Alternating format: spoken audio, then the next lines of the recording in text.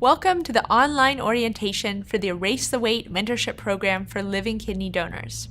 This program is designed to support you in your involvement with living kidney donation, wherever you are in the process. We know that some of you are just beginning to consider a donation. Some of you have already decided to become a donor. And all of you are in different stages in the testing process and in your understanding of donation and transplant. This orientation will cover information on kidney function and disease, treatment options, and donor risks and benefits. After completion of this orientation, we will put you in contact with a trained mentor who's been through the experience of living donation as a living donor or a recipient of a living donation. Mentors are available to share their experience with you, but not to give you medical advice. Later in this orientation, we will cover the scope of the peer mentorship opportunity. Thank you for taking the time to learn more about living kidney donation and get the support you need in your donation process. The learning objectives for this orientation are to understand the treatment options for kidney failure, as well as the potential risks and benefits for living donors. To learn about the organization Donate Life Northwest, the history of our Erase the Weight program, and scope of this particular mentorship program. Finally, you will identify what you are looking for in a mentor, so that we can match you with someone who will be able to provide the insight you are looking for. This graph shows the total number of people on the U.S. organ waiting list in comparison to the total number of transplants, both living and deceased, that were performed in the U.S. over a period of 20 years. 80% of those on the waiting list are in need of a kidney transplant. The kidneys are located in your lower back area. Their purpose is to filter waste and extra fluid, disposing of it through urine. When someone's kidneys do not work well, this waste builds up in their body and threatens their life. If someone's kidneys are functioning below 20%, they usually need to choose one of 4 treatment options: hemodialysis, peritoneal dialysis, deceased donor transplant, or living donor transplant. This graph shows the national average 5-year survival rate for each of these treatment options. It's important to remember that these are treatments, not cures for kidney failure. But the treatments do allow patients to continue living, with varying levels of life quality. Dialysis performs the work of the damaged kidneys, cleaning the patient's blood of waste and excess fluid. There are 2 kinds of dialysis. Hemodialysis is done at a clinic 3 times a week for several hours. A filtering machine removes excess toxins and fluids from the patient's blood. This treatment is hard on the body, and only 40% of patients are alive after 5 years on hemodialysis. Peritoneal dialysis is usually done at home, either manually multiple times during the day or overnight using a machine. A catheter is placed inside the peritoneum, a membrane in the abdomen. Fluid is inserted into the membrane and dwells or stays there for several hours. During the dwell time, excess fluid and toxins are drawn into the membrane to be drained out through the catheter. This type of dialysis more closely mimics the kidney's natural function, and 50% of patients are alive after 5 years on peritoneal dialysis. Patients with kidney failure who meet the necessary medical criteria may join the National Organ Transplant waiting list for a matching deceased donor kidney. The wait time is between 2 and 10 years, depending on the patient's medical condition and where they are listed. Deceased donor transplants last, on average, 10 to 15 years, and 75% of patients are alive after 5 years with a transplant. Living kidney transplants occur when a healthy living person decides to donate one of their kidneys. Living donor transplants last, on average, 15 to 20 years because the surgery can be scheduled and patients receive the transplant directly from a healthy living person. Testing and matching can happen within a year, and sometimes less. Nearly 90% of patients are alive after 5 years with a living donor transplant. Wait times for deceased kidney transplants in Oregon and Southwest Washington have grown steadily in the past several years.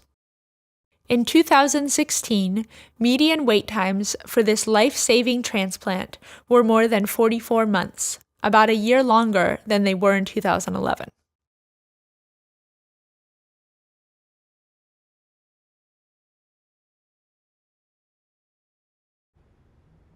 I feel so much better than I did before. I was told at the time that I didn't realize how badly I felt before I started dialysis, and that was really true.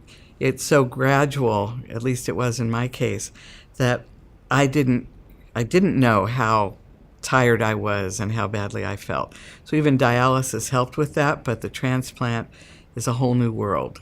You're back to something like normal. In fact, as far as I know, I feel normal. The abnormal things are taking a lot of pills and having labs, but I'm able to do everything that I want to do, where I couldn't before. I was able to continue working, which would not have been possible, and now that I'm retired, I'm able to volunteer and travel and do all kinds of things that I wouldn't be able to do on dialysis. On a personal level, I really believe it will be something that for the rest of my life I can look back on and feel happy that I did. The other part of the process for me is that I had been paying attention to my diet and exercise, and it was reinforcing in terms of my personal care habits that I was healthy enough to donate, because a lot of people aren't. So it reinforced those habits in my life significantly to keep on doing that and staying in the best health possible. Living donors generally fall into two categories: directed and non-directed. Directed donors know their recipients, but they don't have to be related or even have a prior connection. A directed donor could have seen a stranger's request online and decided to direct their donation to that person. Or they could be a close family member or friend of the recipient. Directed donors can also be part of a paired exchange in which their kidney actually goes to someone else in exchange for a donation to their intended recipient. We'll talk more about that soon. Non-directed or altruistic donors are people who decide they want to donate a kidney to anyone who is a match. At the time of donation, they do not know who their recipient is, and they may never know them. Non-directed donors can often start a donation chain. In order to increase the number of donor-recipient matches and the level of compatibility, transplant centers encourage living donors to participate in transplant exchange programs.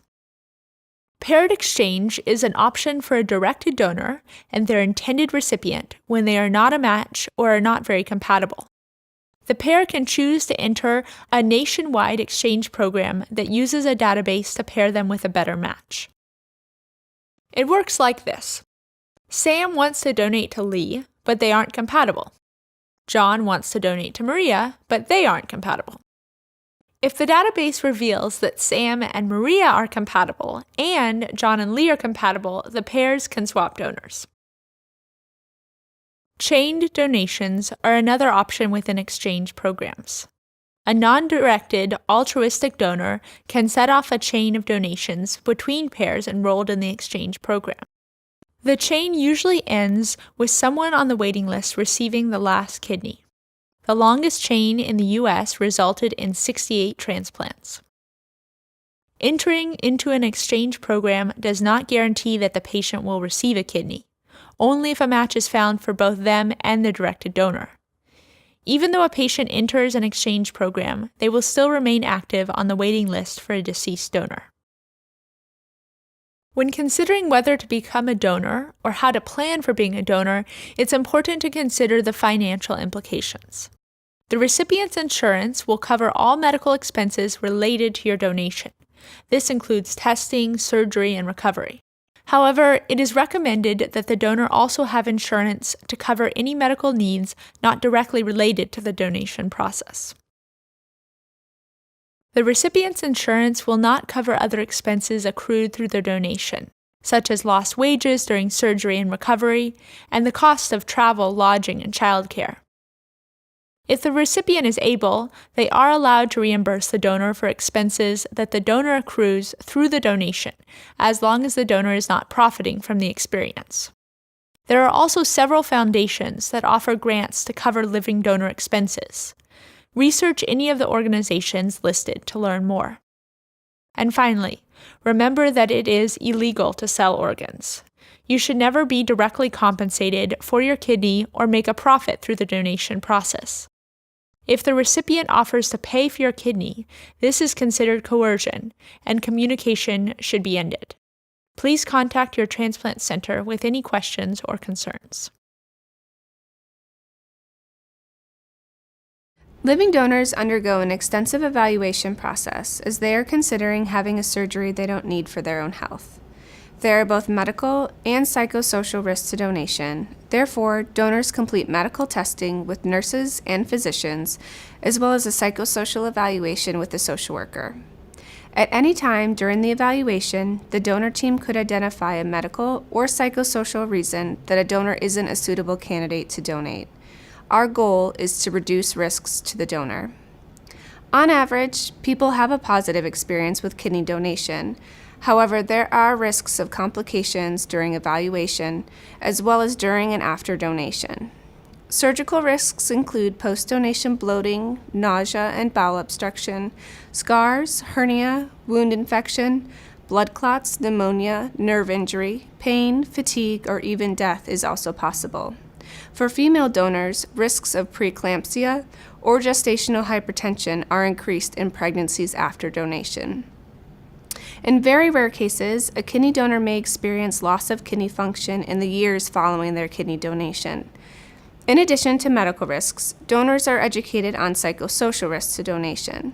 These include depression, anxiety, or post-traumatic stress disorder after donation. In rare cases, suicidal ideation or suicide attempts have been reported. Donors may also experience changes in their body image, have regret about donating, experience financial hardship, changes in their relationship with the recipient, and feelings of guilt if the recipient has poor surgical outcomes. Donors are educated on these risks throughout the evaluation process to ensure they are making an informed decision. Donors are reminded throughout the process that they can change their mind at any point in the evaluation and choose not to donate. Donate Life Northwest is a nonprofit organization whose mission is to save lives and improve health through the promotion of organ, eye, and tissue donation. Since 1975, we have served residents of Oregon and Washington by providing engaging and current education on donation and transplant. In the last several years, as the waiting list has far outgrown the number of available deceased donors, we have started to focus on promoting the option of living donation, specifically living kidney donation. Partnering with Oregon's transplant centers, we created the Erase the Wait program to provide patients and their caregivers the opportunity to explore the full range of kidney treatment options. Mentors who are part of this program are either living kidney donors or recipients of living kidney donations. They have all gone through our training in which they reviewed current information on living kidney donation and transplant and developed skills in effective communication and tools for being a supportive mentor. Most mentors are engaged in Erase the Wait as mentors for both waitlisted kidney patients and for people like you who are exploring becoming living kidney donors.